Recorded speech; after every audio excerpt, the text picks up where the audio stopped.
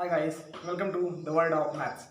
तो दोस्तों, आज मैं फिर आपके लिए लेकर आया हूँ वर्क एंड वेजेस का पार्ट 5, जिसमें कुछ और टाइप के जो नए क्वेश्चन बनेंगे वो हम डिस्कस करेंगे आपसे कि कुछ हम नए प्रश्नों के बारे में जानेंगे, कुछ नए और जो अलग तरह के आपके सवाल होते हैं, अलग टाइप के क्वेश्चन होते हैं, उन्हें हमें कैसे डील करना है। ओके, तो मैं उम्मीद करता हूँ कि आप इन चीज़ों को रेगुलरली फॉलो कर रहे होंगे और आप इन चीज़ों को अच्छे से सीख रहे होंगे, जिससे आपको आने वाले एग्जाम में आपके जो डिफरेंट एग्जाम होते हैं, कॉम्पिटेटिव एग्जाम, चाहे वो रेलवे का एग्जाम हो, चाहे वो एसएससी का सीजीएल का एग्जाम हो, चाहे सीएचएसएल का एग्जाम हो, चाहे वो एमटीएस का एग्जाम हो, वेरियस एग्जाम, चाहे वो बैंकिंग का कोई एग्जाम हो। आप जानते हैं दोस्तों कि रिसेंटली एसबीआई क्लर्क की वैकेंसीज आ चुकी हैं, तो लाइन अप है।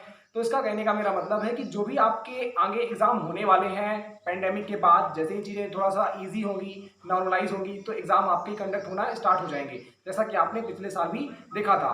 तो उन सभी एग्जामों में आपके इस तरह के जो क्वेश्चन पूछे जाते हैं, उन्हें आप कैसे करेंगे, जो डिफरेंट टाइप के क्वेश्चन होते हैं वर्क एंड वेजेस, क्योंकि ये अंक गणित का एक बहुत महत्वपूर्ण पार्ट होता है, जिससे बहुत सारे क्वेश्चन आपको एग्जाम में देखने के लिए मिलते हैं। अब आप जानते हैं इस बात को, मेरी ध्यान दीजिएगा, जो अभी मैं आपको बताने वाला हूँ वो ये है दोस्तों कि जरूरी है कि हमारे यहाँ जो मैथ्स में जो बहुत सारे टॉपिक्स होते हैं उस पर अब अलग बहुत सारे, कई बार बहुत कम क्वेश्चन एग्जाम में देखने को मिलते हैं।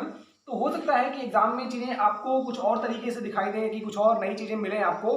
तो मेरा समझाने का मतलब ये है कि ज़्यादातर मोस्टली एग्जाम में अंक गणित का, क्योंकि ये बहुत ही खास चैप्टर होता है, जिससे जिससे प्रश्नों के आने की संभावना बहुत ज़्यादा होती है और लगातार क्वेश्चन आते भी हैं, बिल्कुल आते हैं। तो मेरा कहने का मतलब यही है कि ये बहुत ही इंपॉर्टेंट चैप्टर है, क्योंकि अंक गणित का वेटेज लगातार धीरे धीरे एसएससी के वेरियस एग्जाम में, रेलवे के एग्जाम में लगातार बढ़ता जा रहा है। वेटेज बढ़ने का मतलब ये है, जो मैं कहना चाह रहा हूँ, कि अब इन प्रश्नों की आने की संभावना और भी ज्यादा बढ़ती जा रही है। इसीलिए इन टॉपिक को आपको अच्छे से कवर करना बहुत ही आवश्यक है। यदि आप ऐसा करते हैं तो आपके जो प्रश्न एग्जाम में पूछे जाएंगे उनको आप बिल्कुल सही कर पाएंगे, और जिससे आपको अच्छे मार्क्स मिलेंगे और आपका सिलेक्शन भी होगा। चलिए, तो मैं उम्मीद करूंगा कि आपको चीज़ें समझ में आ रही होंगी। यदि ऐसा है तो हम लोग स्टार्ट करते हैं आज के सेशन को इस क्वेश्चन के साथ। ओके, मैं समझता हूँ कि आप बिल्कुल एकदम तैयार होंगे। यदि आप तैयार हैं तो चलिए हम लोग प्रश्न को करना शुरू करते हैं। चलिए, तो राम एक निश्चित हो गया था, जिसकी वजह से थोड़ा वीडियो रुक गई थी। ओके, तो हम लोग वापस से रिस्टार्ट करते हैं, आ जाइए। तो क्वेश्चन हमारा ये है, राम एक निश्चित काम को 15 दिनों में पूरा कर सकता है, जबकि चंदन उसे 25 दिनों में पूरा कर सकता है। दोनों एक साथ काम करना आरंभ करते हैं और काम पूरा करते हैं, तो दोनों के बीच कुल आमदनी को किस अनुपात में विभाजित करना चाहिए। समझिएगा मेरी बात को, मैं क्या कहना चाह रहा हूँ, मैं क्या कहना चाह रहा हूँ, और मैं क्या इस बात से समझाना चाह रहा हूँ आपको। आपको ये बात समझ में आनी बहुत जरूरी है कि प्रश्न में जो दी गई बात है वह बताई गई ये है कि राम को जो काम को पूरा करने में लगने वाला समय है वो 15 दिन है, और चंदन जो दूसरा व्यक्ति है उसे उसी काम को पूरा करने में जो लगने वाला समय है वह 25 दिन है। अब होता क्या है कि दोनों एक साथ काम करना प्रारंभ करते हैं और काम को पूरा करते हैं। क्लियर है? और होता क्या है कि जो आमदनी प्राप्त होती है, आमदनी का मतलब ये हुआ कि काम करने के पश्चात जो कुल रुपए प्राप्त होते हैं, वह जो रुपए होंगे वह दोनों किस अनुपात में बांटेंगे, यदि वो दोनों साथ में काम कर रहे होंगे तो। क्लियर है? क्योंकि ये बताइए, आप ही सोचिए कि यदि एक काम है, एक काम को भाई राम अकेला करके चला जाएगा तो चंदन करेगा क्या? समझ रहे हैं इस बात को? चलिए, तो काम यहाँ पे हो ऐसा रहा है कि जब डील हुई काम करने की, जो काम करवाने का जो ऑनर है, ठीक है, तो वो करता क्या है, डील करता है। तो राम कहता है भाई हम 15 दिनों में इस काम को पूरा कर सकते हैं। समझिएगा मेरी बात को एज अ एग्जाम्पल। और चंदन से जब बात होती है तो वो कहता है कि मैं 25 दिन में इस काम को पूरा कर सकता हूं। क्लियर है? अब जब जो आपका ऑनर है वो ये डिसाइड करता है कि क्यों ना मैं इन दोनों को काम पे रख लूं, तो ये बात आप भी जानते हैं कि एक व्यक्ति अकेला होगा तो उसको काम करने में ज्यादा वक्त लगेगा, लेकिन वहीं यदि दो व्यक्ति होंगे तो उन्हें जो काम करने में समय लगने वाला होगा उसी काम को वो कम लगेगा। तो ऐसा यदि दिमाग लगाता है ऑनर, तो उसने किया क्या, उसने किया ये कि राम और चंदन दोनों को काम पर रख लिया। अब जब ऐसा होता है तो बाद में जब काम खत्म होने के पश्चात जो आमदनी है, आमदनी का मतलब ये है कि राम और चंदन को जो अर्निंग होती है, वहां से जो इनकम होती है, तो वो किस अनुपात में होगी, यदि वो दोनों साथ में काम कर रहे होंगे तो। साथ में काम कैसे, आपको लगेगा कैसे काम करेंगे साथ में, भाई राम अलग कर रहा है, चंदन अलग कर रहा है, नहीं। आप ये दिमाग लगाइए कि यदि राम अकेला काम करके चला जाएगा तो चंदन करेगा क्या।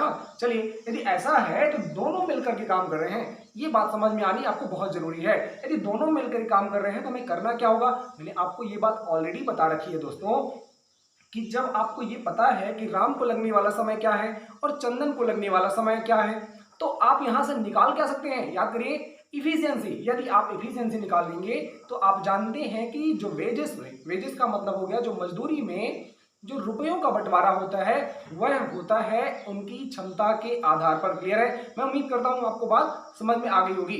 तो कहने का मतलब ये हुआ कि जो जितनी क्षमता राम की होगी और जितनी क्षमता चंदन की होगी, दोनों अलग अलग होगी। कैसे, आप कहोगे कि आप कैसे कह सकते हो कि दोनों की क्षमताएं अलग अलग है। आप ये साफ जानते हो कि जो क्षमता होती है वो डिपेंड करती है डायरेक्टली किसके ऊपर, टाइम के ऊपर। भाई टाइम ज्यादा तो इफिशियंसी कम, इफिशियंसी टाइम कम तो इफिशियंसी इसका मतलब ज्यादा। अब राम को 15 दिन को लग रहे हैं काम करने में और उसी काम को चंदन को 25 दिन में लग रहे हैं, इसका मतलब जो राम की इफिशियंसी ज्यादा है कंपेयर टू चंदन। चलिए, यदि ऐसा है तो हमारा उद्देश्य क्या होगा इस पूरे प्रश्न में उद्देश्य हमारा ये होगा दोस्तों कि हमें निकालना होगा उन दोनों की क्षमताएं। यदि आपने क्षमता निकाल ली तो आप आसानी से कह सकते हैं कि इस प्रश्न का उत्तर बहुत ही इजी आ जाएगा। देखिए दोस्तों, समझिएगा मेरी बात को। आज ये मैं आपको बहुत ही शानदार तरीके से सिखाता हूं कि आखिर इस प्रश्न को हमें कैसे करना है।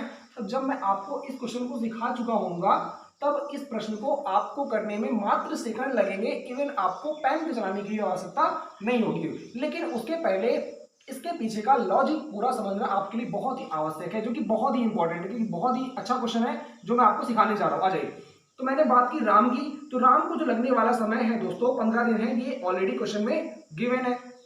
दूसरा पार्टिसिपेंट कौन है, चंदन। तो चंदन को जो लगने वाला जो समय है, ओके, वो क्या है, चंदन को जो लगने वाला समय है वह है आपको 25 दिन। तो मैंने क्या लिखा, 25 दिन। तो हम करेंगे क्या, हम निकाल लेंगे दोस्तों टोटल वर्क। कैसे निकालते हैं, आप इस बात को, आपको ये नोन है कि time into efficiency is equal to total work. तो हम क्या करेंगे कि हम जानते हैं कि राम को लगने वाला समय 15 दिन, चंदन को लगने वाला समय 25 दिन। तो दोनों को जब आप क्या निकालेंगे दोस्तों, ध्यान दीजिए मेरी बात को, मैं क्या कहना चाह रहा हूं। आप क्या करिए कि दोनों की एलसीएम ले लीजिए। 15 दिन और 25 दिन का जब एलसीएम लेंगे तो क्या आ जाएगा, 25 यूनिट। इसमें क्या कहूंगा, यूनिट कहूंगा। क्यों, क्योंकि मैंने इसे कहा टोटल वर्क है। अब मुझे पता है क्या, राम को लगने वाला समय और राम को जो काम करना है वो कितना करना है, 75 यूनिट। तो 75/15 इसका मतलब है कि 5 यूनिट पर डे के हिसाब से वो काम करेगा। क्लियर है, आ जाइए। अब चंदन को जो लगने वाला समय है 25 दिन है और जो काम करेगा 75 यूनिट करेगा, तो उसको लगने वाला समय जो होगा दोस्तों वो क्या होगा, 3 यूनिट पर डे होगा। मेरी बात को ध्यान से समझिएगा। चलिए, यदि आपको ये बात समझ में आ गई होगी तो आप आगे की बात को भी क्या समझ गए होंगे बिल्कुल। यदि ऐसा है तो हम लोग थोड़ा सा क्या कर लेते हैं, बात कर लेते हैं कि मैं कहने वाला क्या हूं। आपको हालांकि बहुत सारी बात समझ में आ गई होगी, लेकिन फिर भी एक बार के लिए मैं बात आपसे करता हूं। चलिए, अब आपको लगता होगा इस प्रश्न में एक बार के लिए आपको डाउट ये हो सकता है कि राम तो यहाँ अलग काम कर रहा है, चंदन यहाँ अलग काम कर रहा है। ये सिर्फ अलग जो दिन बताए गए हैं इसलिए बताए गए हैं कि आप उनकी क्षमता निकाल ले, काम दोनों साथ में ही कर रहे हैं, ये बात क्लियर है। लेकिन उनकी अलग अलग, तो फिर अलग अलग टाइम क्यों बताए गए हैं, उसकी वजह ये है कि जिससे आप अलग अलग क्षमताएं निकाल लें। क्लियर है, तो मैं समझता हूं कि आपको ये बात समझ में आ गई होगी। तो अलग अलग दिन है तो आपने टोटल वर्क लेकर के, कैसे ले लिया आपने, एलसीएम लेकर के, और एलसीएम लेने के बाद आपको टाइम पता है, टोटल वर्क पता है, तो आपने इफिशियंसी निकाल ली राम और चंदन दोनों की। अब इफिशियंसी क्या है, क्योंकि आप जानते हैं जब दोनों काम करेंगे तो जो, अब काम तो साथ में करेंगे तो रुपए जो मिलेंगे किस अनुपात में मिलेंगे, क्षमताओं के अनुपात में। तो यहां पर मैं कहूंगा कि राम और चंदन को, ध्यान दीजिएगा, यहाँ पर चंदन को मैं शॉर्ट फॉर्म में लिख लेता हूं। तो राम और चंदन को जो आमदनी मिलेगी वह 5:3 के अनुपात में मिलेगी। यही आपसे पूछा गया था और यही बात आपको बतानी थी। तो मेरा इतनी बातें बताने का मतलब, जो मैंने इतना समय लेकर आपको सिखाया और समझाया, इसका मतलब ये नहीं कि मैं आपको क्वेश्चन में इतना टाइम लगने वाला है और आप एग्जाम में करोगे इतना समय आप लोगे, ऐसा बिल्कुल नहीं है। इस क्वेश्चन को जब भी आप देखोगे तो विदिन अ सेकंड करोगे, इवन आप पेन भी नहीं चलाओगे, लेकिन उसके पहले हमें समझना बहुत जरूरी है। तो मैं जो इतनी सारी मैंने स्टोरी बताई पूरी आपको, उसको मैं बिल्कुल शॉर्ट में बताता हूं। तो मेरा कहने का मतलब ये था कि राम को लगने वाला समय इतना है, चंदन को लगने वाला समय इतना है। समय बताया गया, यदि वो काम अलग अलग करते हैं तो काम क्या है आपका, समान है। अब दोनों साथ में काम करना प्रारंभ करते हैं और काम पूरा करते हैं, तो जो आमदनी होगी वो किस अनुपात में बांटी जाएगी? तो आप जानते हैं इस बात को कि आमदनी उनकी क्षमता के आधार पर बांटी जाती है। तो आपने क्या किया, यहां से निकाल ली उनकी क्षमता और आपने डायरेक्टली कह दिया कि जो आमदनी उनकी होगी वह क्या होगी, 5:3 के अनुपात में होगी। मैं उम्मीद करता हूं दोस्तों कि आपको ये प्रश्न बहुत अच्छे से और एकदम क्रिस्टल क्लियर समझ में आ गया होगा। यदि ऐसा है तो अब हम लोग बढ़ते हैं अपने अगले सवाल की तरफ। तो आ जाइए। ओके, हो जाएगा, बहुत ही ईजी हो जाएगा कि आप ए की आमदनी कितनी है, इसका मतलब ये है कि ए को कितना मिल रहा है, बी को कितना मिल रहा है और सी को कितना मिल रहा है, आप इजीली क्या कर लेंगे, फाइंड आउट कर लेंगे। ओके, तो मेरा कहने का मतलब और समझाने का मतलब यही है कि आपको इजीली ये बात समझ में आ जाएगी। ओके, चलिए, तो मैं उम्मीद करता हूं और आशा करता हूं कि आप चीजों को केयरफुली ध्यान देंगे। आ जाइए, तो मैंने कहा कि ए प्लस बी प्लस सी 18 दिनों में 2700 रुपए अर्जित करते हैं। ध्यान दीजिएगा, मैं यहां पे लिखता हूं 18 डेज में। क्लियर है? 18 डेज में जो इन्हें मिल रहे हैं 2700 रुपए मिल रहे हैं। क्लियर है? अब मैं बात करूं ए प्लस सी की, तो इन्हें 10 दिनों में 10 डेज में 940 रुपए मिल रहे हैं। क्लियर है? और मैं बात करूं बी और सी की, तो इन्हें कितने 20 डेज में जो मिल रहे हैं वो मिल रहे हैं दोस्तों 1520 रुपए। कितना मिल रहा है? 1520 रुपए मिल रहा है। तो हम क्यों ना एक दिन का निकालने आ जाइए। मैं इधर देख लेता हूं 1 डे का। क्लियर है? मैं यहां पे लिख लेता हूं डायरेक्टली एक दिन का। ए प्लस बी प्लस सी को एक दिन का कितना मिलेगा, तो 2700/18 कर देंगे। जब 2700/18 कर देंगे, ध्यान दीजिएगा, तो वो कितना जाएगा, यहां से हो जाएगा दोस्तों कितना, डायरेक्टली अब मैं लिखूं कितना हो जाएगा, 150 रुपए हो जाएगा। क्लियर है?